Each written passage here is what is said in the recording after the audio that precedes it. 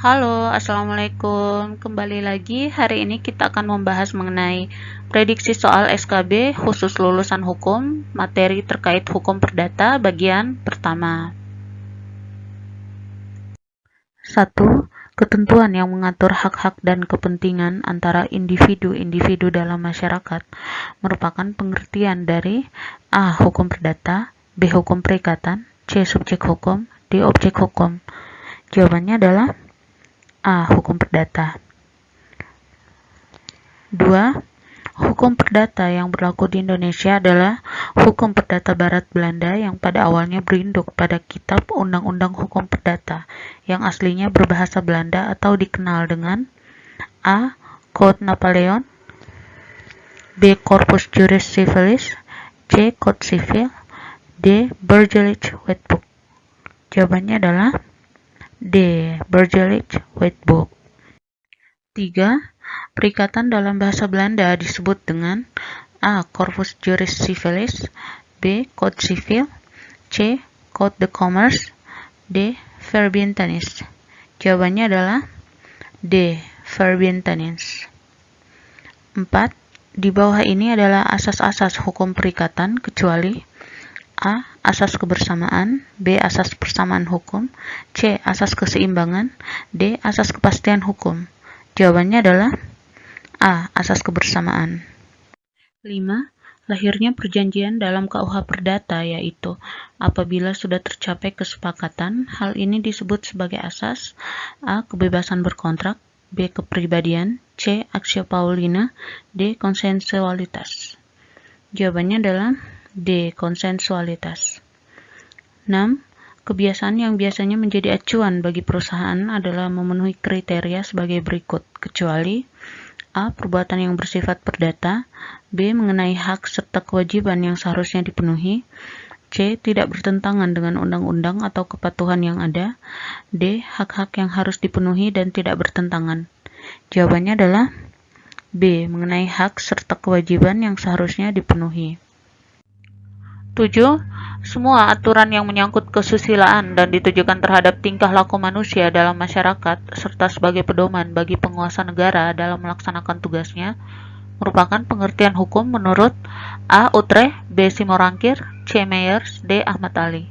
Jawabannya adalah C. Meyers. 8. Berikut ini merupakan macam-macam perikatan yang diatur di dalam aturan perdata atau BW, kecuali yaitu A. Dengan ketetapan waktu, B. Tidak bersyarat, C. Bersyarat dengan syarat batal, D. Bersyarat dengan syarat tangguh. Jawabannya adalah B. Tidak bersyarat. 9. Berdasarkan pasal 503 sampai dengan 504 KUH Perdata, disebutkan bahwa benda dapat dibagi menjadi dua, yakni A. Benda yang bersifat kebendaan dan benda yang bersifat tidak kebendaan, B. Benda berwujud dan tidak berwujud, C. Benda primer dan tersier, D. Benda asli dan tidak asli. Jawabannya adalah A. Benda yang bersifat kebendaan dan benda yang bersifat tidak kebendaan. 10. Bila yang meninggal itu tidak meninggalkan ahli waris yang sah menurut undang-undang, maka anak-anak di luar kawin itu mewarisi harta peninggalan itu seluruhnya. Hal tersebut merupakan bunyi pasal A. Pasal 866 KUH Perdata, B. Pasal 861 KUH Perdata, C. Pasal 865 KUH Perdata, D. Pasal 860 KUH Perdata. Jawabannya adalah C. Pasal 865 KUH Perdata. 11. Di dunia ini terdapat 3 macam sistem ekonomi yang dianut oleh semua negara, seperti sistem ekonomi liberal, sosialis, dan campuran. Indonesia memilih sistem ekonomi yang mana? A. Campuran, B. Sosialis, C. Liberal, D. Kapitalis. Jawabannya adalah A. Campuran. 12. Peraturan mengenai larangan praktek monopoli dan persaingan usaha tidak sehat disebutkan ada 5 alat bukti yang dapat digunakan bagi Komisi Pengawas Persaingan Usaha, yakni keterangan saksi, keterangan ahli, surat dan atau dokumen, petunjuk dan keterangan pelaku usaha. Hal tersebut merupakan bunyi pasal pada Undang-Undang A. Undang-Undang Nomor 5 Tahun 99 Pasal 41, B. Undang-Undang Nomor 5 Tahun 99 Pasal 42, C. Undang-Undang Nomor 6 Tahun 99 Pasal 41, D. Undang-Undang Nomor 6 Tahun 99 Pasal 42.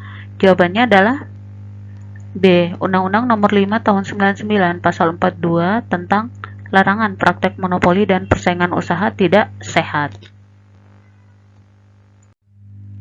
13. Penyebutan suatu alasan, baik yang benar maupun yang palsu, namun berlawanan dengan undang-undang atau kesusilaan, menjadikan pengangkatan ahli waris atau pemberian hibah wasiat yang batal, merupakan bunyi pasal A. 891 KUH Perdata, B. 893 KUH Perdata, C. 895 KUH Perdata, D. 898 KUH Perdata. Jawabannya adalah A. 891 KUH Perdata. 14. Semua utang kematian yang terjadi setelah seseorang meninggal dunia hanya menjadi beban para ahli waris dan yang meninggal tersebut, merupakan bunyi pasal A. 122 KUH Perdata, B. 115 KUH Perdata, C. 120 KUH Perdata, D. 123 KUH Perdata. Jawabannya adalah D. 123 KUH Perdata.